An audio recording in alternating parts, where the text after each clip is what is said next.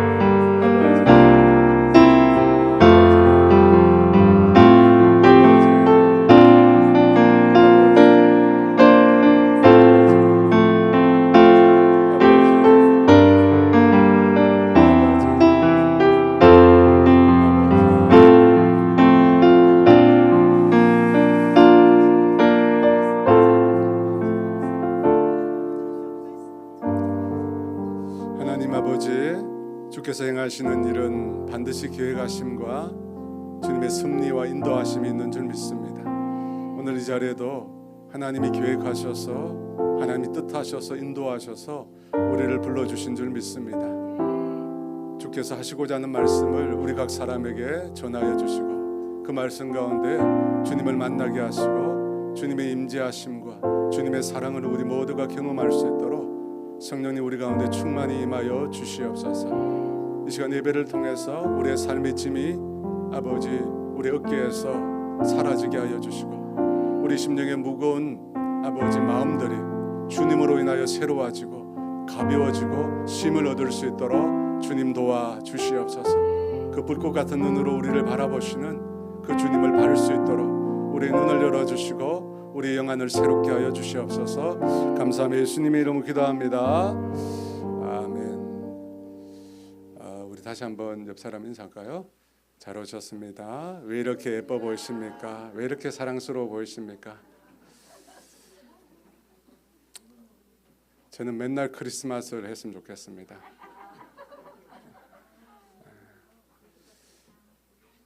권사님 맨 늦게 오셨는데 맨 앞에 자리가 있습니다. 오세요.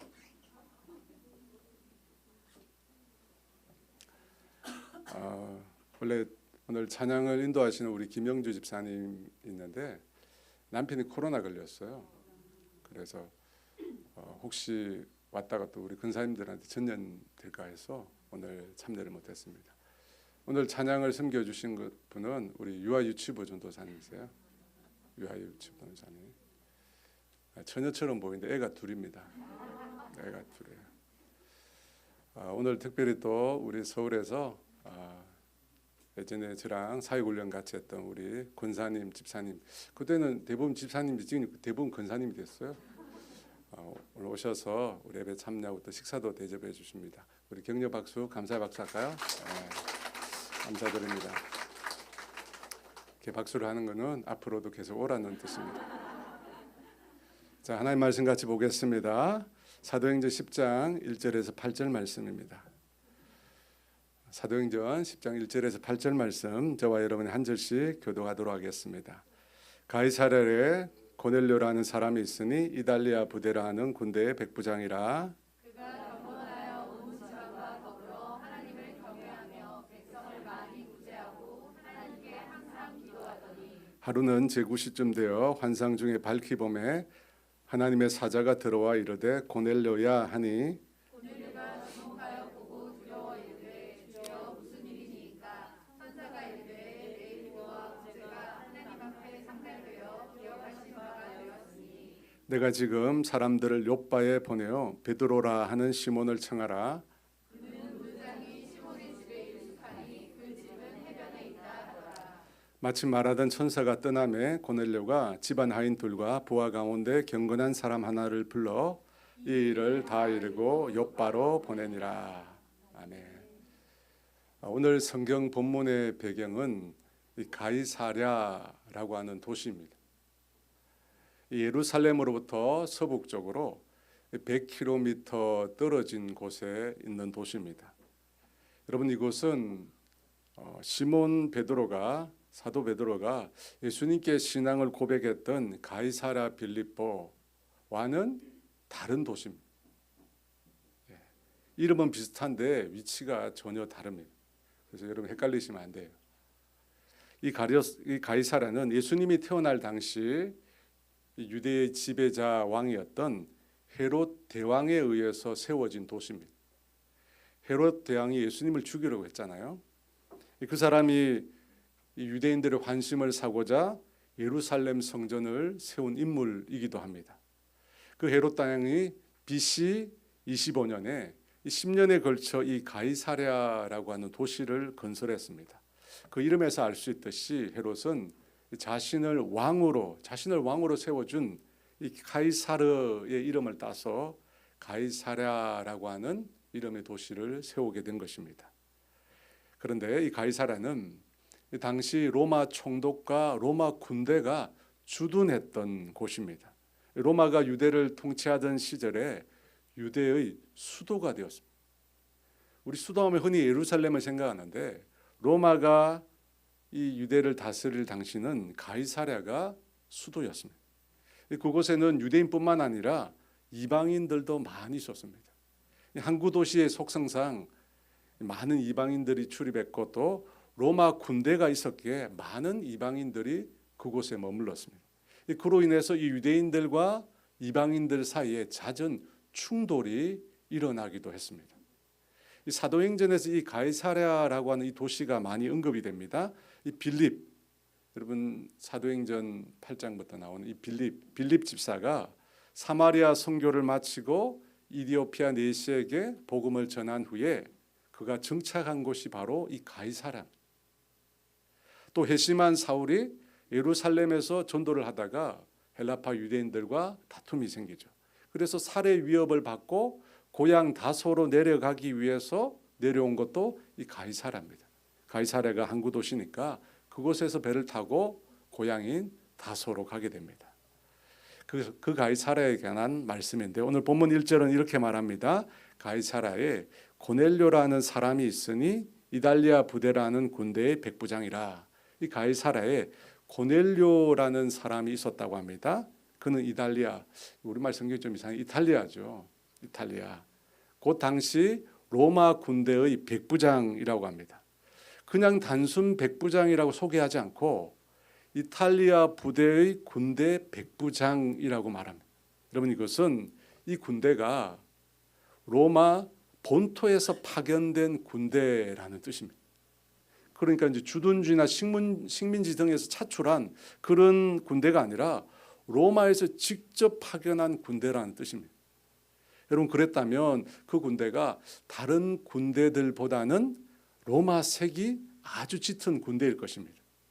게다가 이 유대는 로마 제국에 있어서 가장 골치 아픈 식민지였습니다. 그래서 보면 이 군대의 군기도 아주 강했을 것입니다.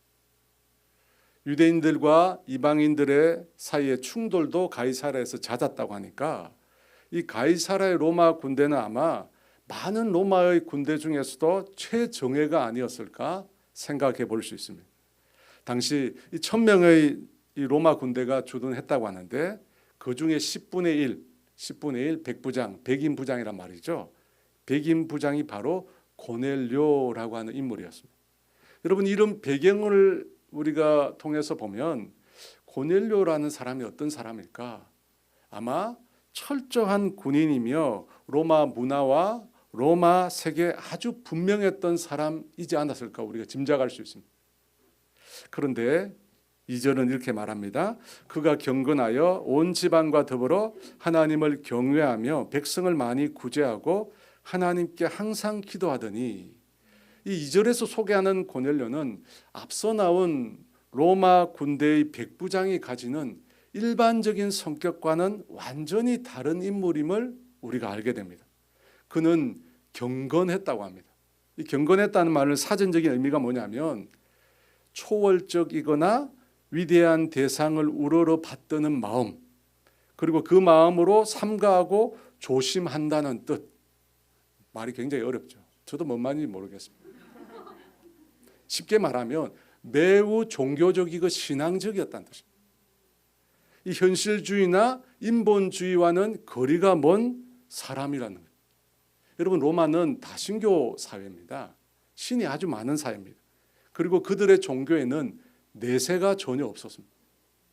여러분, 그것에 비하면 이 고넬료는 전혀 다른 신앙관을 갖고 있었던 겁니다. 아마도 고넬료는 이 로마 사람들의 문란한, 성적으로 아주 문란한 그 생활에 환멸을 느낀 것으로 보입니다. 로마에는 여러분 아시겠지만 혼탁 문화가 있었죠. 남녀가 함께 혼욕을 했어요. 또 근친상간이 굉장히 많이 일어나요. 그와 같은 로마의 문화에 대해서 환멸을 느끼고 반면에 이 유대 종교의 경건하고 거룩한 모습에 아마 고넬료가 마음을 빼앗겼던 것 같습니다. 이 고넬료의 경건 생활을 세 가지로 성경이 말씀하는데요. 먼저는 그가 온 지방과 더불어 하나님을 경외했다고 합니다. 하나님을 경외했다. 하나님을 경외했다는 말이 무슨 말일까요? 하나님만 섬겼다는 거예요. 로마가 다른 종교를 가진 사람을 존중하는 문화였지만 다신교 사회라고 했잖아요. 그런데 고넬료는 유일신인 하나님만 섬겼다는 거예요. 그가 또 백성을 많이 구제했다고 합니다. 이렇게 해서 말하는 백성은 유대인들을 말합니다. 당시 로마가 최강국이었잖아요. 유럽과 아시아와 아프리카에 이르는 대제국을 그들이 건설했습니다. 그랬기에 이 자신들이 지배하고 있는 그 식민지에서 로마인들은 어땠을까요? 매우 교만했어요. 타민족에 대해서 아주 높은 우월감을 가지고 있었습니다. 매우 배타적인 태도를 취했다는 것. 그런데 놀랍게도 고넬료는 이 유대인들에게 많이 구제를 행했다고 합니다. 이 구제라는 헬라어가, 여기 사용된 헬라어가 엘레에모시네라고 하는 말인데, 여러분 이 단어가 무슨 뜻이냐면 구제 행위 그 자체를 가리키는 표현보다는 구제 행위를 행하는 그 사람의 자비로운 마음을 뜻합니다. 그러니까 무슨 말이냐면 그냥 많이 구제했다는 정도가 아니라 긍휼의 마음, 사랑의 마음을 가지고 구제를 많이 행했다는 겁니다.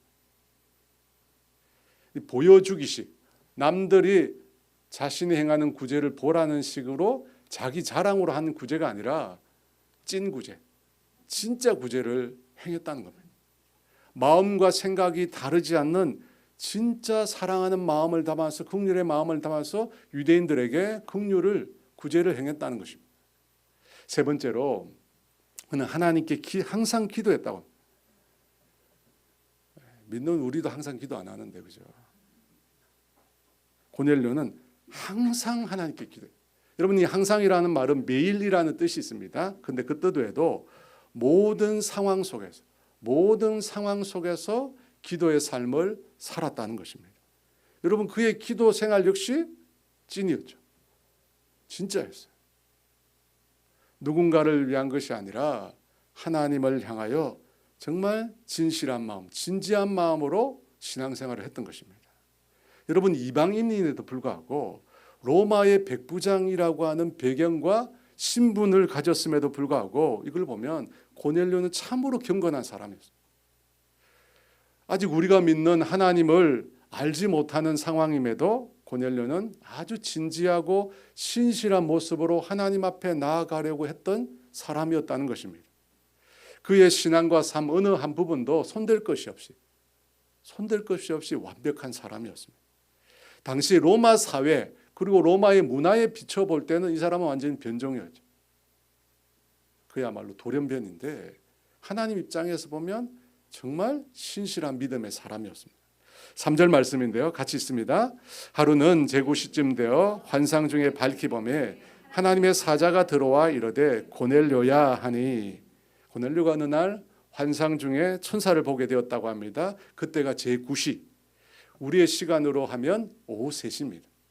여러분, 이 제9시는 유대인들이 기도하는 시간입니다.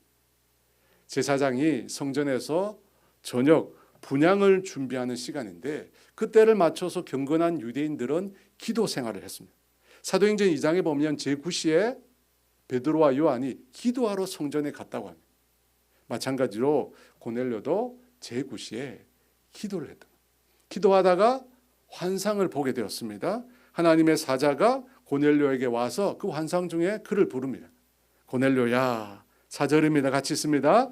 고넬료가 주목하여 보고 두려워하고 이르되 주여 무슨 일이니까? 천사가 이르되 내 기도와 구제가 하나님 앞에 상달되어 기억하신 바가 되었으니. 하나님의 사자를 주목하여 보고 고넬료가 두려워 떱니다. 그리고 말합니다. 주여 무슨 일입니까?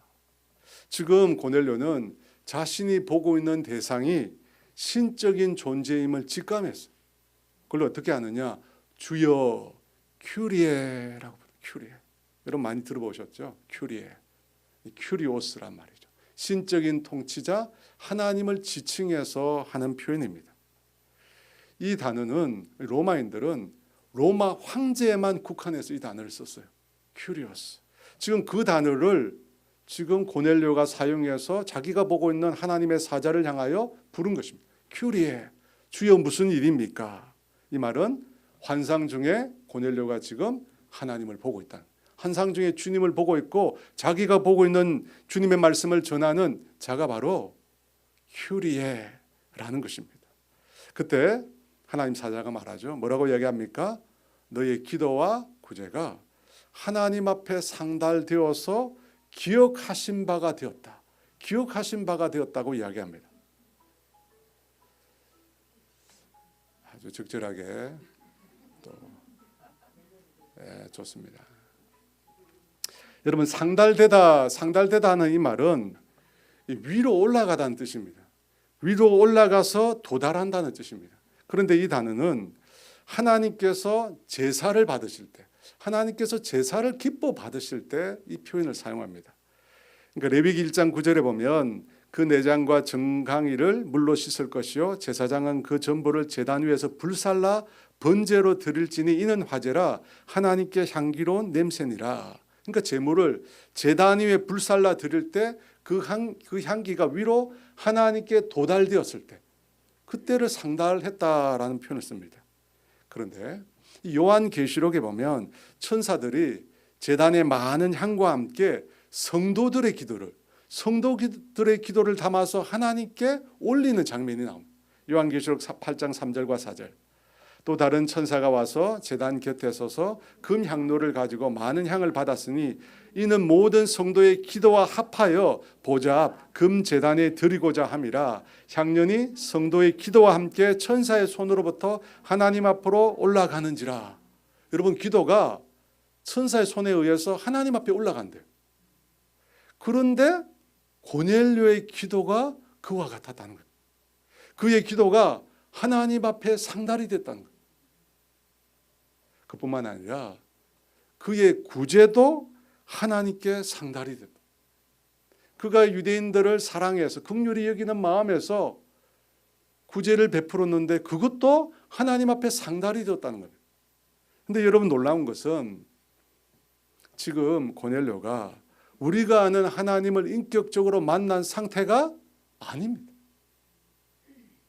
그럼에도 그가 드린 기도와 그가 드린 구제가 하나님께 상달되었다는 겁니다. 여러분 이것은 무엇을 말하는 것일까요?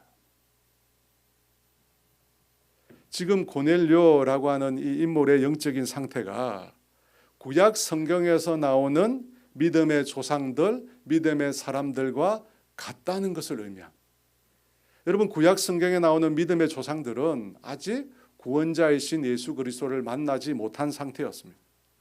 그리스도를 보지도 못한 상태였습니다. 그럼에도 우리는 어떻게 생각합니까? 그들이 구원받은 자로 이해를 합니다. 그렇지 않습니까? 여러분 아브라함이 구원받았다고 생각하지 않습니까? 이삭이 구원받았다고 생각하잖아요. 왜 그렇습니까? 그리스도를 아직 비록 만나지는 못했지만 그리스도를 바라보고 소망하고 믿었다는 것입니다. 그리스도를 아직 만나지 못했지만 그리스도가 오실 것을 미리 내다보고 바라보고 소망했다는 것입니다. 그래서 히브리서 11장 13절에 이렇게 표현합니다. 이 사람들은 다 믿음을 따라 죽었으며 약속을 받지 못하였으되 그것들을 멀리서 보고 환영하며 또 땅에서는 외국인과 나그네임을 증언하였으니, 여러분 구약의 사람들은 아직 완성된 하나님의 구원 계시를 보지 못했습니다. 분명히 타락한 인류를 구원하실 하나님의 계획이 있음을 알기는 아는데 어떠한 방식으로 하나님께서 구원을 이루어 가실지 정확히 알지 못했다는 것입니다. 그럼에도 어때요? 그것을 멀리서 바라보고 환영했다는 것입니다. 마찬가지로 고넬료도 그와 같은 상태였습니다. 아직 그리스도를 보지 못했습니다. 예수 그리스도께서 행하시는 구원을 개인적으로 경험하지 못한 상태였습니다. 그럼에도 주님께서 그가 드린 기도와 그가 행한 구제를 받으셨다고.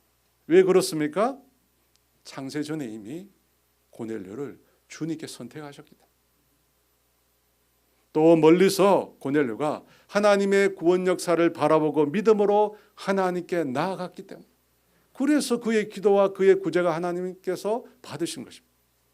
여러분 하물며 아직 하나님을 인격적으로 알지 못하는 자가 드린 그와 같은 기도와 그와 같은 구제를 하나님께서 받으셨다면, 여러분 하나님을 알고 믿고 하나님을 사랑하고 그래서 하나님 앞에 나아가서 기도하는 우리의 기도와 여러분 우리의 삶을 하나님께서 어떻게 하실까요?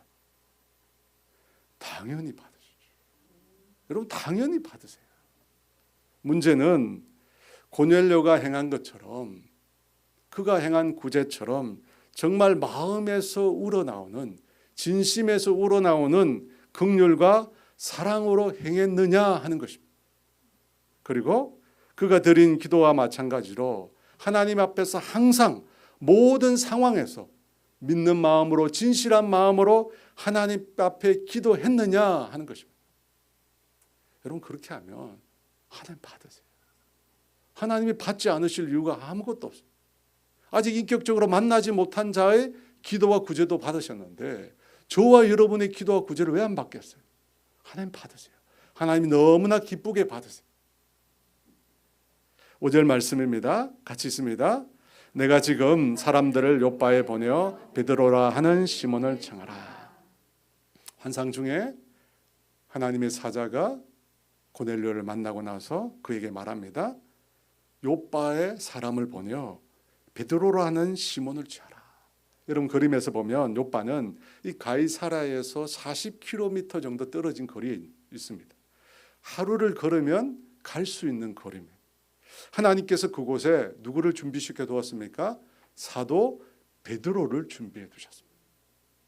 여러분 하나님께서 우리 가운데 일을 행하실 때 특징이 무엇이죠? 하나님께서는 홀로 일을 행하지 않으시고 항상 어떻게 해요? 사람을 통해서 일하신다. 앞서 사도행전 9장 23절 이하에 보면 베드로 사도가 예루살렘에만 머물지 않고 어떻게 합니까? 두루 다니며 성도들을 돌아보게 됩니다. 사도행전 8장 1절에 일어난 예루살렘 박해로 인하여 사도 외에는 모든 사람들이 유다와 갈릴리와 사마리아 땅으로 흩어졌잖아요. 근데 흩어진 성도들이 어떻게 됩니까? 홀로 자기 신앙만 지킨 게 아니라 가는 곳마다 복음을 전하고 가는 곳마다 교회를 세웁니다. 그 소식을 베드로가 들었어요.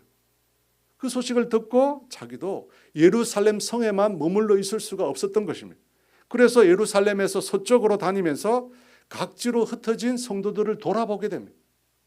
그 가운데 루다에 이르러서는 8년이나 중풍으로 침상 위에 있던 애니아를 보게 됩니다. 그리고 그 애니아를 일으키잖아요.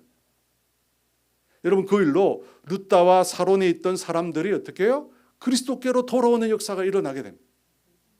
그리고 요바에 있는 사람들이 그 루다에서 일어난 일을 듣고 베드로를 초청하잖아요. 그리고 그곳에 가서 어떻게 합니까? 죽은 다비다를 살려냅니다. 죽은 다비다를 살려냅니다.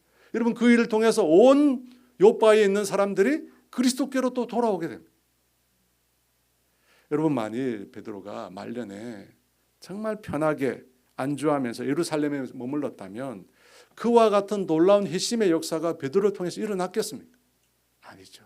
결코 일어나지 않았을 것입니다. 그런데 베드로가 성령님의 음성에 순종하여 나아갔을 때 성령님께서는 그를 통하여 놀라운 기적과 표적을 일으켜 주신 것입니다. 여러분, 그 기적과 표적을 통해서 수없이 많은 사람들이 그리스도께로 돌아오게 된 것입니다.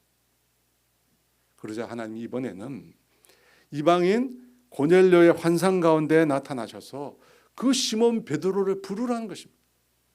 여러분, 왜 베드로를 부르라고 하신 것일까요? 베드로를 통해서 고넬료 가정에 속한 모든 사람들을 그리스도께로 돌아오게 만드시기 위해서입니다. 여러분, 그뿐만 아닙니다. 그뿐만 아니에요. 이 고넬료가 있던 가이사랴 땅의 많은 사람들이 그리스도께로 돌아와서 주님의 몸된 교회를 세우도록 하시기 위해서입니다. 여러분, 그게 다일까요? 아니죠. 고넬료를 통해서도 어떻게? 로마에까지 복음을 전하게 하시려는 것입니다. 그것이 하나님의 놀라운 계획이었어요. 7절과 8절 말씀입니다. 같이 있습니다.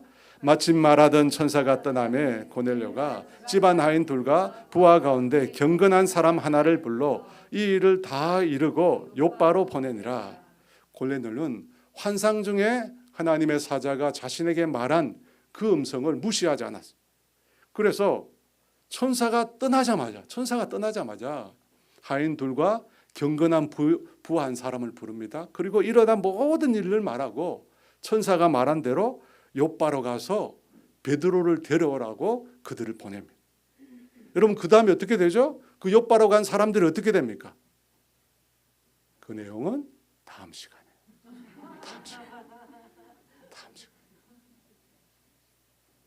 고넬료의 보내심을 받고 간 사람들이 무두장인 시몬의 집에 이르기 전에 베드로가 기도하러 가죠. 기도하러 지붕에 올라갔다가 그곳에서 환상을 보게 됩니다. 각양 짐승을 먹으라라고 하는 주님의 음성을 듣게 됩니다. 여러분, 그 환상 때문에 어떻게 돼요? 베드로 사도가 고넬료가 보낸 이 사람들을 따라서 가이사랴로 오게 됩니다. 그리고 그 다음에 저는 우리가 사도행전 9장 10장 사도행전 지금까지 계속해 왔지만 이 9장 10장 사건을 보면 전혀 상황은 다른데 아주 사건이 유사하게 진행된다는 사실을 배우게 됩니다. 이 사도행전 9장에 사울에게서 일어난 일과 사도행전 10장에 고넬료에게서 일어난 일이 아주 유사합니다. 두 가지 면에서 크게 유사점을 찾을 수 있는데요. 첫째는 모든 구원의 역사를 일으키시는 분이 하나님이시라는 겁니다. 하나님께서 인생을 찾아오신 거예요.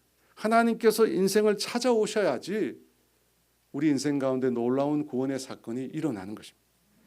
예수 믿던 자들을 핍박하던 사울에게 주님이 찾아오셨어요. 경건한 삶을 살고 있던 이방인 고넬료에게 주님이 찾아오셨어요. 두 사람의 상황이 완전히 달라요. 그런데 찾아오심으로 놀라운 구원이 그들 가운데 일어나게 된 것입니다. 먼저 사울은 예수님을 만나기 전에 예수 믿는 사람들에 대해서 위협과 살기가 등등했습니다. 성난 멧돼지 같았다는 겁니다. 그는 대제사장에게서 다메섹 회당을 향한 공문을 받았습니다. 그래서 예수 믿는 자들을 남녀를 막론하고 결박해서 예루살렘으로 데려오기 위해서 무려 250km나 떨어져 있는 다메섹을 향해 갔습니다. 그리고 그 길을 가다가 제6시 태양이 정남쪽에서 가장 환하게 비치는 그 시간에 태양보다 더 밝은 빛으로 사울을 비추시는 주님을 만나게 됩니다. 주님 말하죠. 사울아 사울아 내가 어찌하여 나를 박해하느냐. 주님께서 음성으로 사울에게 찾아오십니다. 그때 사울이 주여 큐리에 누구십니까? 그때 주님은 나는 내가 박해하는 예수라 말씀하십니다. 여러분, 이 사울과 정반대로 가이사랴의 로마 백부장 고넬료는 경건한 사람, 온 가족과 더불어 하나님을 경외했습니다. 유다 백성에게 진심 어린 긍휼과 사랑으로 구제를 행했습니다. 그는 항상 기도하는 사람이었어요. 그런데 어느 날 제9시에 기도 시간에 기도할 때 환상 중에 하나님의 사자가 그를 찾아왔습니다. 그때 고넬료가 두려워서 떨면서 묻습니다. 주여 규례 무슨 일입니까? 하나님의 사자가 그에게 대답했죠. 너의 기도와 구제가 하나님께 상달되었고 기억된 바 되었다고. 여러분, 사울과 고넬료의 상황은 정반대예요. 하지만 그들을 찾아오시는 주님의 방법은 동일한. 다 환상 중에 찾아오시잖아요. 그리고 두 사람 다 뭐라고 그래요? 주여 규례라고. 그들을 주님께서 먼저 찾아가시고 그리고 그들에게 말씀하셨어요. 여러분, 그렇게 함으로 어떻게 해요? 구원의 역사가 시작된 겁니다. 두 번째 유사점은 사람을 통해서 하나님께서 일하셨다는 거예요. 천사는 고넬료에게 요바에 사람을 보내어 베드로라고 하는 시몬을 청하라고 합니다. 그래서 하인 둘과 경건한 사람 한 사람을 요바로 보냅니다. 그들이 요바에 다다랐을 때 주님께서 베드로에게 환상 중에 나타나십니다. 큰 보자기가 하늘에서 내려오는데 그 안에 각양 짐승과 기는 것과 공중에 나는 것들이 다 담겨져 있습니다. 그것을 보이시면서 베드로에게 그것을 잡아 먹으라고 말씀하십니다. 그때 베드로가 속되고 깨끗하지 않는 것은 결코 먹지 않겠다고. 그 환상이 3번이 반복이 되는데 베드로는 끝까지 거절합니다. 그리고 난 후에 고넬료가 보낸 그 사람들이 베드로가 머물고 있는 그 집에 도착한 것입니다. 베드로가 이 자신에게 보여준 그 환상의 의미를 생각할 때 성령님께서 그에게 말씀을 하십니다. 저 사람들을 따라가라. 그래서 베드로가 그 사람들을 따라 가이사랴까지 오게 되고 고넬료의 집에 들어가게 됩니다. 그곳에 도착해서 베드로가 드디어 말씀을 전하는데 어떤 일이 일어납니까? 주의 성령이 그 집에 임하게 됩니다. 주님의 성령이 그 집에 임하면서 그 집에 사는 모든 사람들이 구원 얻는 놀라운 역사가 일어납니다. 사울은 다메섹으로 가는 길 도중에 주님의 영광의 빛을 보게 됩니다. 그때 주님이 사울에게 일어나 시내로 들어가면 앞으로 내가 행할 일을 말해줄 사람이 있을 거라고 말씀하십니다. 그 말을 듣고 사울이 일어서는데 어떻게 됩니까? 앞을 보지 못합니다. 그래서 사람들에게 끌려 다메섹 시내로 들어가게 되는데 그리고 나서 하나님께서 어떻게 됩니까? 사자를 보내어 다메섹에 있는 아나니아라고 하는 사람의 환상 중에 주님이 나타나십니다. 주께서 아나니아에게 다메섹 직가라고 하는 곳에 가면 유다의 집에 사울이라는 사람이 있는데 그를 찾으라고 합니다. 그가 아나니아라고 하는 사람이 집에 들어와서 자기 머리에 안수할 때 다시 보게 되는 것을 환상으로 보았다고 말씀하십니다. 여러분, 그 말을 듣고 아나니아가 어떻게 반응합니까? 사울이라고 하는 사람은 예루살렘에서 주의 성도들에게 아주 큰 해를 끼친 사람입니다. 그리고 다메섹에 온 것도 믿는 자들을 결박해서 잡아가려고 대제사장의 공문을 받아온 자입니다 라고 말을 합니다. 그때 주님께서 아나니아에게 사울은 내 이름을 이방인들과 임금들과 이스라엘 백성에게 전하기 위하여 택한 나의 그릇이라고 말씀합니다. 여러분, 그 말씀을 듣고 아나니아가 순종해서 사울을 찾아갑니다. 그 집에 들어가서 안수할 때 어떻게 됩니까? 그 눈이 뜨게 되고 성령 충만이 임하게 됩니다. 여러분, 이 내용들을 보면 너무 비슷해요.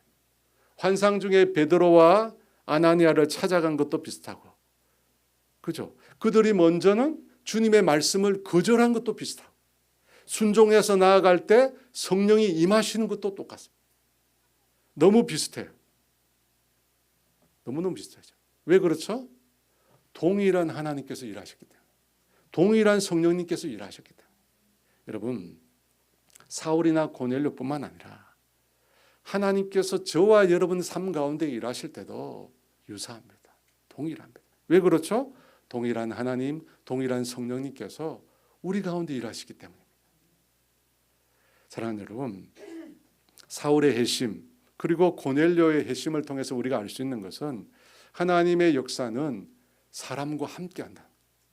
결코 혼자 행하시지 않으세요. 하나님은 사람을 통해서 당신의 역사를 이루십니다. 그러므로 그런 말이 있어요. 하나님의 100%와 사람의 100%로 인간의 역사는 이루어진다고. 여러분, 이 두 가지가 다 있어요. 근데 여러분, 순서가 있습니다. 여러분, 무엇이 먼저일까요? 하나님의 역사와 사람의 역사 무엇이 먼저죠? 하나님이 먼저죠. 하나님께서 주도권을 가지고 먼저 행하십니다. 그리고 우리 인간이 그 하나님께서 행하시는 것을 따라서 함께 하는 것입니다. 그러면 그것을 따라서 우리 인간이 그 다음 순서로 이루어지는 것입니다. 그렇다면 여러분, 우리가 어떻게 하면 하나님께서 행하시는 그 놀라운 일에 우리도 함께 할 수 있을까요? 어떻게 하면 우리가 하나님께서 행하시는 그 일에 우리가 도구로 통로로 쓰임을 받을 수 있을까요? 오늘 고넬료의 말씀을 통해서 깨닫는데 그 첫 번째 교훈은 모든 일은 결국 기도 가운데 이루어집니다. 모든 일은 여러분 기도 가운데 이루어집니다. 고넬료를 어떤 사람이라고, 어떤 경건의 사람이라고 말합니까? 항상 하나님께 기도하는 사람. 매일 모든 상황 속에서 그는 기도했다는 거예요. 그가 환상을 본 것도 구시에 기도 시간에 기도할 때 환상 중에 하나님의 사자가 그를 찾아왔어요. 여러분, 베드로가 고넬료를 결국 만나러 가게 된 것도 뭐 때문입니까? 베드로가 기도하러 갔기 때문에. 사도행전 10장 9절을 보세요. 이튿날 그들이 길을 가다가 그 성에 가까이 갔을 그때 베드로가 기도하려고 지붕에 올라가니 그 시각은 제6시더라. 기도하러 지붕에 올라갔을 때 그곳에서 환상을 본 거예요. 그 환상 때문에 절대로 결코 가까이 해서는 안 되는 이방인인데 그 환상 때문에 고넬료의 집을 가게 된 거 아닙니까? 여러분, 예수님의 제자였던 다메섹 아나니아는 어떻습니까? 어떻게 그가 주의 사자를 만나게 되었습니까? 기도 중에 환상을 본 거예요. 기도 중에 기도하다가 하나님의 사자를 만나게 된 거예요. 오순절 성령 강림이 언제 일어났어요? 제자들이 마가의 다락방에 모여 열심히 온전히 기도에 힘쓸 때 성령님께서 임하신 거예요. 여러분, 기도 가운데 일어난 거예요. 아나니아가 자신이 와서 안수하여 그 눈을 뜨게 하기까지 사울이 무엇하고 있었죠? 식음을 전폐하고 먹지도 마시지 않고 뭐 하고 있었어요? 기도하는 중이었어요. 베드로와 요한이 나면서부터 걷지 못하는 사람을 일으킨 그 사건이 언제였습니까? 기도하러 갈 때 일어났어요. 기도하러 갈 때. 여러분, 우리의 신앙의 삶에 일어나는 하나님의 일은 기도 가운데 일어나요. 기도 가운데 일어나요. 여러분, 고넬료는 항상 기도하는 사람입니다. 항상 매일 모든 상황 속에서 기도. 여러분, 항상이라는 이 말을 여러분 무시하면 안 됩니다. 항상 기도했기에 어떻게 해요? 그의 기도가 하나님께 상달이 된 거예요. 항상 기도했기에 하나님이 우리 가운데 그의 삶 가운데 임하신 거예요. 항상 기도했기에. 누가복음 18장에 주님께서 항상 기도하고 낙심하지 말 것을 불의한 재판관과 과부의 비유를 통해 말씀하셨어요. 그 말씀 중에 누가복음 18장 7절에 이렇게 말씀합니다. 같이 있습니다. 하물며 하나님께서 그 밤낮 부르짖는 택하신 자들의 원한을 풀어주지 아니하시겠느냐? 그들에게 오래 참으시겠느냐? 밤낮 부르짖는 택하신 자들의 원한을 풀어주지 아니하시겠느냐? 여러분은, 저와 여러분이 기도하는데 기도에 응답이 없어요. 여러 가지 이유가 있겠죠. 왜 응답이 없을까? 믿음으로 기도하지 못해서일 수 있습니다. 정욕으로 쓰려고 잘못 기도할 수 있습니다. 두 마음을 가지고 의심을 품고 기도했을 수 있습니다. 하나님의 뜻을 먼저 구하지 않고 기도했을 수 있습니다. 여러 가지 이유가 있어요. 그런데 그 이유 외에 응답이 없다면 그 다음은 뭐죠? 항상 기도하세요. 항상 기도하지 않았기 때문에. 주님이 뭐라고 하셨습니까? 밤낮 부르짖는 택한 자의 기도를 주님께서 응답하시지 않겠느냐고, 듣지 않겠느냐고 말씀하시잖아요. 주님은 반드시 응답하시는 분입니다. 어떻게 해요? 항상. 그래서 말하자고 데살로니가전서에 말하고 있잖아요. 쉬지 말고 기도하라. 쉬지 말고. 그것이 우리를 향한 주님의 뜻이라고 합니다. 여러분, 예수님도 밤이 새도록 기도하셨어요. 밤이 새도록 기도하셨어요. 기도하실 필요가 없는 분이십니다. 그럼에도 밤이 새도록 기도하셨어요. 여러분, 그 기도는 반드시 응답돼요. 여러분 해보세요. 항상 쉬지 않고 기도하면 반드시 응답되세요. 응답 안 되면 주님께 누가복음 18장을 내미세요. 밤낮 부르짖는 택한 자의 기도를 주님이 들으신다고 말씀하시잖아요. 여러분 그 기도를 통해 하나님의 응답을 받기를 원합니다. 여러분 그 기도 가운데 하나님의 일하심의 통로가 되기를 원합니다. 여러분 그 기도 가운데 하나님이 우리를 사용하시는 거예요. 기도 가운데 하나님이 우리를 사용하시는 거예요. 여러분 한 가지 더 있습니다. 하나님이 행하시는 일의 도구가 되는 우리 삶의 모습은 사랑으로 행하는 거죠. 4절 하반부에 천사가 이르되 내 기도와 구제가 하나님 앞에 상달되어 기억하신 바가 되었으니 라고 했습니다. 여기 보면 기도에 고넬료의 삶에 구제라는 것이 있었습니다. 엘레머시네 무슨 말입니까? 긍휼의 마음으로 구제했다는 것입니다. 진짜 사랑하는 마음으로 구제했다는 겁니다. 여러분 그렇게 할 때 그 구제가 하나님께 상달이 됐고 하나님이 기억하셨다고. 여러분 기억했다는 말은 기념품이 되었다는 말이고 기념 제물이 되었다는 말입니다. 하나님이 기억하신 거예요. 전도서 1장은 우리에게 이런 말씀을 주십니다. 헛되고 헛되며 헛되고 헛되니 모든 것이 헛되도다. 해 아래 수고하는 모든 수고가 사람에게 무엇이 유익한가? 이미 있던 것이 후에 다시 있겠고 이미 한 일은 후에 다시 할지라 해 아래 새 것이 없나니. 우리 인생을 가리켜 헛되다고 말하고 있습니다. 그런데 오늘 성경에서는 주님께서 고넬료의 구제를 기억하시고 그것이 하나님 앞에서 기념물이 되었다는 것입니다. 여러분 어떻게 헛된 인생이 주님께 기억하신 바가 될 수 있습니까? 진심으로 찐으로 행했기 때문에. 마태복음 25장에 보면 주님께서 마지막 날 심판 때 양과 염소를 나누는 비유가 나옵니다. 근데 그 양과 염소의 차이가 뭔지 아십니까? 염소는 모든 것을 주님을 위해서 했다는데 주님은 전혀 기억하지 못한다고 합니다. 그런데 양은 뭡니까? 주님께 선한 일을 했는데 자신은 전혀 기억하지 못한다고요. 그때 주님이 이렇게 말씀하십니다. 마태복음 25장 40절 같이 있습니다. 임금이 대답하여 이르시되 내가 진실로 너희에게 이르노니 너희가 여기 내 형제 중에 지극히 작은 자 하나에게 한 것이 곧 내게 한 것이니라 하시고. 왜 지극히 작은 자에게 행한 것이 주님께 행한 것입니까? 그게 진짜거든요. 여러분 그 구제가 찐이에요. 지극히 작은 자에게 행하는 구제는 다시는 보상을 받을 수 없는 구제입니다. 그렇잖아요, 여러분. 주님께 하는 구제가 뭐냐? 보상받을 수 없는 구제라는 거예요. 주님은 그런 구제를 원해요. 구제를 하면서 내가 이런 일을 행하는데 보여주기식이 아니라 자신을 의식하는 게 아니라 돌려받지 못하는 사람들이 기억하지 못하는 그런 구제를 했다는 거예요. 그것이 바로 주님께 행한 것입니다. 사랑하는 여러분,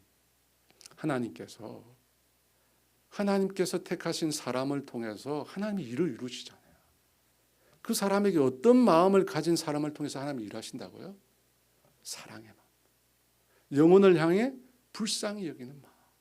여러분 생각해 보면 당연하지 않아요? 하나님이 어떤 사람을 사용하시겠어요? 영혼을 향한 사랑을 가진 사람을 하나님이 택하셔서 그를 통해서 구원의 도구가 되게 하는 거예요. 영혼에 대한 사랑이 없는데 어떻게 그 사람을 하나님이 사용하시겠어요? 불가능하죠. 영혼을 향하여 긍휼의 마음, 불쌍히 여긴 마음, 사랑이 있는 그 사람을 하나님이 택하셔서 그를 통해서 하나님의 사랑을 전해주시는 겁니다. 사랑하는 여러분, 우리가 하나님 앞에 진실된 기도, 진실된 행함으로 살아내기를 원합니다. 여러분 주님이 아세요.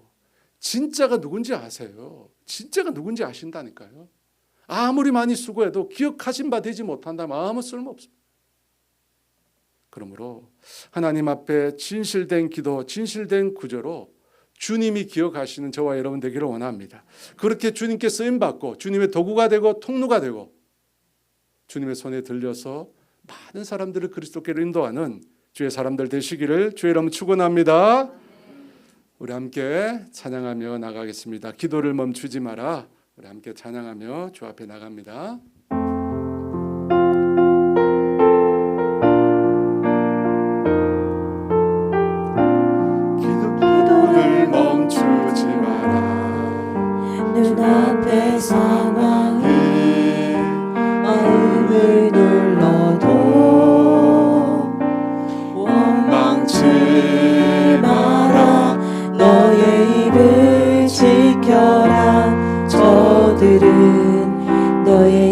입을 보고 있다. 마음을 뺏기지 마라. 내가 널 도우지 않는단 소리에 너의 모든 게 불리해도 너는 기도를 계속해라. 너 기도를 멈추지 마라. 내가 너의 그 모든 상황을 바로 역전시키니 너 기도를 멈추지 마라. 내가 잠시도 쉬지 않고 모든 걸 지켜보고 있으니 바로 역전되리라. 기도를 멈추지 마라. 기도를 멈추지 마라. 눈앞의 상황이 마음을 눌러도 원망치 마라. 너의 입을 지켜라. 저들은 너의 입을 보고 있다. 마음을 뺏기지 마라. 내가 널 도우지 않는단 소리에 너의 모든 게 불리해도 너는 기도를 계속해라. 너 기도를 멈추지 마라. 내가 너의 그 모든 상황을 바로 역전시키니 너 기도를 멈추지 마라. 내가 잠시도 쉬지 않고 모든 걸 지켜보고 있으니 너 기도를 멈추지 마라. 내가 너의 그 모든 상황을 바로 역전시키니 너 기도를 멈추지 마라. 내가 잠시도 쉬지 않고 모든 걸 지켜보고 있으니 바로 역전되리라. 우리 말씀을 생각하시면서 함께 기도하기를 원합니다. 여러분, 하나님의 일하심은 기도 가운데 있는 거예요. 기도 가운데 있어요. 여러분 성경을 읽어보세요. 아무리 찾아보세요. 모든 하나님의 일하심 시작은 기도예요. 우리가 기도하지 않으니까 하나님의 일하심을 발견하지 못해요. 기도하지 않으니까 하나님을 향하여 안테나가 세워져 있지 않으니까 하나님이 어떻게 일하시는지 우리가 느끼지 못하는 거예요. 여러분, 기도의 정답이 있어요. 다른 데 있지 않습니다. 그런데 어떤 기도를 드려야 된다고요? 항상 기도. 우리가 제일 안 되는 거잖아요. 항상 기도. 기도 조금 하고 왜 이루어지지 않을까? 왜 응답이 없을까? 성경 분명히 이야기해요. 쉬지 말고 기도하라. 밤낮으로 부르짖는 택한 자의 기도를 하나님 외면하지 않으세요. 여러분 시간 기도합시다. 주님, 내가 기도의 사람 되기를 원합니다. 항상 기도하는, 쉬지 않고 기도하는 주님의 사람 되게 해주세요.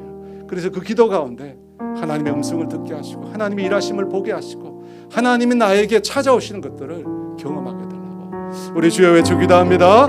주여, 할렐루야. 주님 임하여 주세요. 아버지 주여 임하여 주세요. 주님이시여 아버지 주여 도와주시옵소서. 주여 아버지 날씀 성령 임하여 주세요. 성령 임하여 주세요. 성령 임하여 주세요. 주여 아버지 우리가 기도하기로 했습니다. 아버지 우리가 기도하기는 했는데 하나님 항상 기도하지 않았다는 사실을, 항상 기도하지 않았다는 사실을 이 시간 돌아옵니다. 주님 도와주시옵소서. 항상 기도할 수 있도록 도와주시옵소서. 항상 기도할 수 있도록 주님 도와주옵소서. 아버지 주여 도와주세요. 항상 기도할 수 있는 주님의 사람들, 항상 기도하고 내 삶 가운데 일하시는 하나님, 내 삶 가운데 역사하시는 하나님, 내 삶 가운데 아버지 나를 통해서 일하시기를 원하시는 그 하나님, 나를 주님의 도구로, 나를 주님의 도구로 사용하기를 원하시는 그 하나님, 주님 만날 수 있도록 주님 도와주시옵소서. 항상 기도하는 주님의 사람들 될 수 있도록 주님 도와주시옵소서. 조금 기도하고 조금 포기하고, 조금 기도하고 조금 포기하고, 아버지 그랬던 우리 연약한 이 시간 고백합니다. 아버지 주님을 만나지도 못했던 아버지 고넬료가 항상 기도하는 삶을 살았는데 아버지 주님을 날마다 만난다고 고백하며 주님을 믿는다고 고백하며 주님의 뜻대로 이루어진다고 고백하는 우리가 왜 기도하지 못합니까? 주님 밤이 새도록 기도하신 주님, 밤이 새도록 아버지 새벽에 일어나서 기도하셨던 그 주님 보게 하여 주시옵소서. 왜 내 삶에 응답이 없는가, 왜 내 삶에 이루어지지 않는다 아버지 불평하고 기도의 응답을 부신했던 우리의 삶을 돌아봅니다. 아버지 주님 오늘 우리에게 말씀하십니다. 항상 기도하라고, 쉬지 말고 기도하라고, 밤낮으로 부르짖으라고 주님 말씀하십니다. 주님 그렇게 기도할 때 주님은 우리의 삶 가운데 일하시는 분이십니다. 그렇게 기도할 때 주님은 반드시 우리를 위해 역사하시는 분이십니다. 아버지 깨닫게 하여 주시옵소서. 깨닫게 하여 주시옵소서. 깨닫게 하여 주시옵소서. 그걸 알고 아버지 다시금 기도의 자리를 지키게 하여 주시옵소서. 다시금 기도의 시간을 정하고 기도의 장소를 구별하여 기도하는 기도의 사람들 되게 하여 주시옵소서. 날마다 때마다 모든 상황마다 기도함으로 하나님을 만날 수 있도록, 하나님을 만날 수 있도록 도와주시옵소서. 입술로 말하기는 좋아하고 아버지 입술로 말하기는 좋아하고 기도하기는 아버지 실패했던 우리의 모습을 되돌아봅니다. 성령님이시여 우리 가운데 임하여 주세요. 거룩한 영을 임하시고 기도의 영을 부어주시옵소서. 기도의 영을 부어주셔서 아버지 마귀에게 속지 않게 하여 주시옵소서. 마귀에게 미혹되지 않도록 주님 도와주시옵소서. 아버지 성령님 일하여 주세요. 성령님 일하여 주세요. 아버지 주님 도와주시옵소서.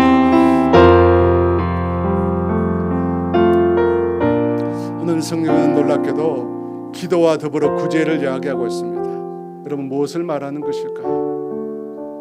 여러분 신앙의 삶은 하나님과 우리와의 관계만이 중요한 게 아닙니다. 하나님이 쓰시는 사람은, 하나님의 말씀을 전하는 사람은 이웃과의 관계, 형제 자매의 관계 가운데 사랑을 흘러보내는 사람이어야 한다. 여러분 그 사람을 하나님이 쓰세요. 기도는 사랑을 흘러보내는 것과 함께 돼요. 그래야 그 기도가 진짜 기도잖아요. 사랑만과의 관계에서 끼워져 있는 사람이 어떻게 하나님 앞에 제대로 예배할 수 있습니까? 주님 말씀하셨잖아요. 형제에게 먼저 사과하고 형제가 삶의 문제를 해결하고 주님 앞에 와서 제사를 드리라고 하잖아요. 여러분 우리의 삶이 변화돼요. 여러분 우리가 기도했으면 나가서 사랑을 전해 주님이 주신 것으로 영혼을 불쌍히 여기고 긍휼히 여기는 마음으로 복음을 전하고 사랑을 나누어줘요. 여러분 그 사람을 하나님이 쓰세요. 이 시간 기도합시다. 하나님 내가 정말 진실된 마음으로 주님의 사랑의 사람이 되게 해주세요. 하나님 나에게 사랑이 없다면 주님 이 시간 주의 사랑을 부어주시옵소서. 주님의 사랑을 부어주셔서 그 사랑의 통로가 되고 그 사랑의 도구가 되게 하여 주시옵소서. 주님 나에게 사랑을 달라고, 그 사랑의 증거자가 되게 해달라고 우리 주여 외치기도 합니다. 주여 할렐루야. 성령이 임하여 주세요. 할렐루야. 성령이 임하여 주세요. 성령이 임하여 주세요. 아버지 주님의 기억하신 바를 원합니다. 주님의 기억하신 성령이 임하여 주세요.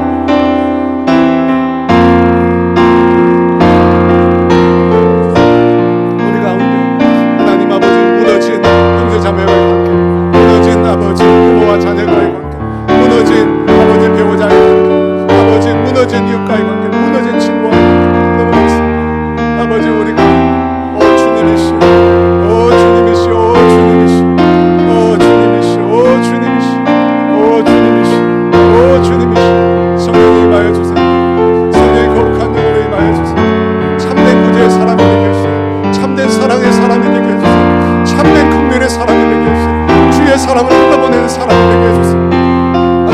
우리를 사용해 주세요. 아버지 그 주님의 사용, 주님의 쓰임을 받는 사람이 되고 나를 통해 아버지의 사랑이 흘러가고 나를 통해서 진짜 아가페의 사랑이 흘러가고 그런 긍휼의 마음, 사랑의 마음을 가진 사람들 주여 그런 사랑이 부족하고 그런 사랑이 우리에게 너무나 부족하고 주의 사랑을 우리에게 부어주세요.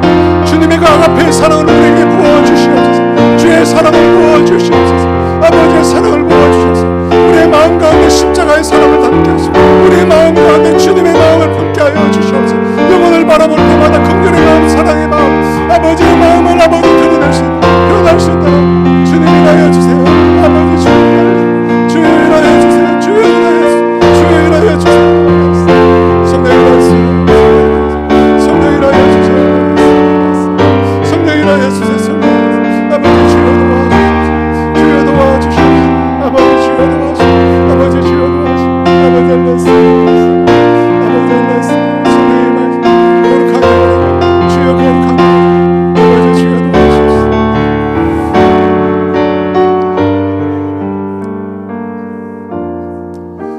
이 시간 우리가 우리를 통해서 구원받아야 될 영혼을 위해서 기도합시다. 우리가 기도하고 사랑을 베풀어야 될 대상이 누군지 여러분 생각하며 기도했으면 좋겠습니다. 하나님 그 영혼 하나님 나를 통해서 생명의 복음이 전거되게 하시고 주께로 돌아오는 은혜가 있게 하여 주시옵소서. 내가 베드로로 아나니아로 주님 그렇게 쓰임 받을 수 있도록 도와주세요. 여러분 두리뭉실하게 하지 마시고 분명히 대상을 정해서 하나님 나를 통해서 나의 기도를 통해서 나의 사랑을 통해서 그 영혼이 주께로 돌아오는 일을 보게 하여 주시옵소서. 내가 그 주님의 도구가 되게 해주십시오. 내가 그 주님의 통로가 되게 해달라고 우리 영혼을 딱 지정해서 우리 주여 부르며 그 영혼을 기도합니다. 주여 할렐루야. 성령이 임하여주세요. 할렐루야. 성령이 임하여주세요. 성령이 임하여주세요. 성령이 임하여주세요. 우리가 찾아가주세요. 아버지 그를 만나주세요. 아버지 그를 찾아가주세요. 아버지 그를 만나주세요. 아버지 그를 찾아가주세요. 아버지 그를 찾아가주세요. 아버지 그를 찾아가주세요. 아버지 그를 찾아가주세요. 아버지 그를 찾아가주세요. 아버지 그를 찾아가주세요. 아버지 그 마음 가운데 찾아가주세요. 그 마음 가운데 찾아가주세요. 그 마음 가운데 모든 채워주세요. 그들 마음에 부신을 채워주세요. 그 마음에 사랑, 그 마음 가운데 원망을 채워주세요. 그 마음 가운데 미움을 채워주세요. 그 마음 가운데 주님이 찾아가주세요. 성령이 그를 만나주세요. 성령이 그를 만나주세요. 성령이 알았어요. 성령이 그를 만나주세요. 성령이 그를 만나주세요. 아버지 불러이 와주세요. 그의 심령 가운데 불러이 와주세요. 그의 심령 가운데 하나님과 막혔던 밤들이 무너지게 하시고 하나님과 막혔던 천백들이 무너지게 하시고 하나님과 막혔던 관계를 무너지게 하시고 아버지 주의 생명으로 죽게 하시고 아버지 성령이 되게 하시고 성령이 불러이 와주세요. 성령이 불러이 와주세요. 성령이 불러이 와주세요. 아버지 불러서 환상을 보게 하시고 주의 문을 위해서 문을 쌓아주세요. 성령을 쌓아주세요. 성령을 쌓아주세요. 아버지를 쌓아주세요. 아버지를 쌓아주세요. 아버지를 쌓아주세요. 아버지를 쌓아주세요. 성령을 쌓아주세요. 성령을 쌓아주세요. 성령을 쌓아주세요. 아버지를 쌓아주세요. 아버지를 쌓아주세요. 아버지를 쌓아주세요. 아버지 주여 임하시고 주님이 임하시고 성령이 임하시고 성령이 임하시고 회복시켜주세요. 회복시켜주세요. 회복시켜주세요. 그 마음을 회복시켜주세요. 그 마음을 회복시켜주세요. 아버지를 쌓아주세요. 아버지를 쌓아주세요.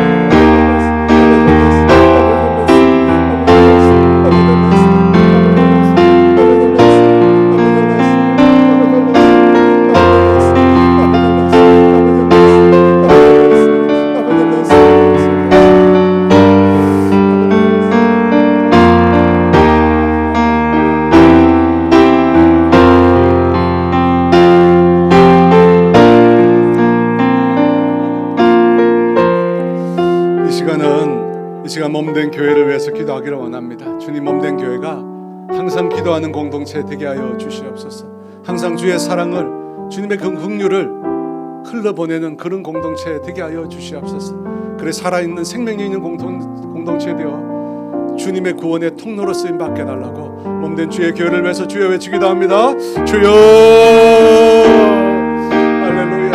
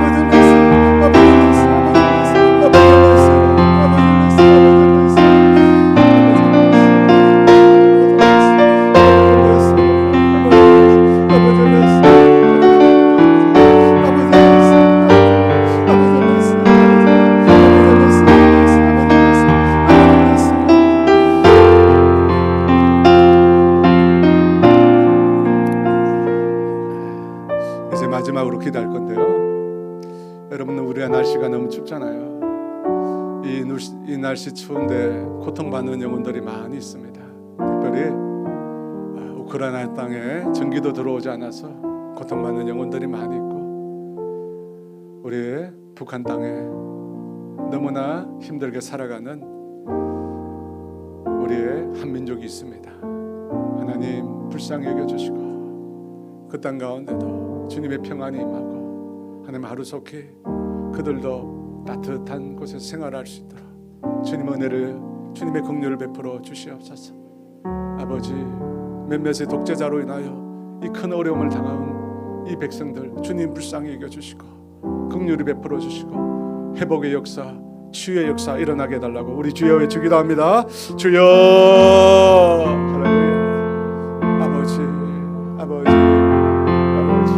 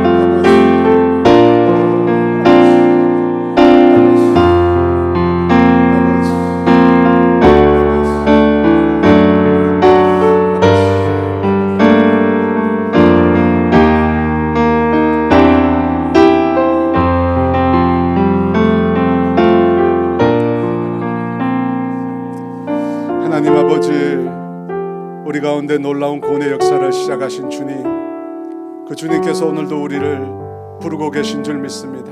당신의 도구로 통로로 우리를 사용하시기 위해서 하나님 우리를 부르고 계신 줄 믿습니다. 항상 기도하는 자 되게 하시고 아버지 진실된 마음으로 사랑을 베푸는 자 되게 하여 주시옵소서.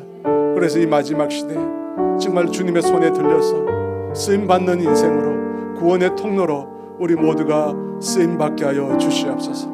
지금은 우리 주 예수 그리스도의 은혜와 하나님의 다함이 없는 사랑하심과 성령의 교통하심과 인도하심과 충만케 하시며 오늘 항상 기도하기로 결단하고 주의 사랑의 귀한 통로가 되기를 결단하는 사랑하는 성도들 위해 이제로부터 영원토록 함께 하시기를 간절히 축원하옵나이다.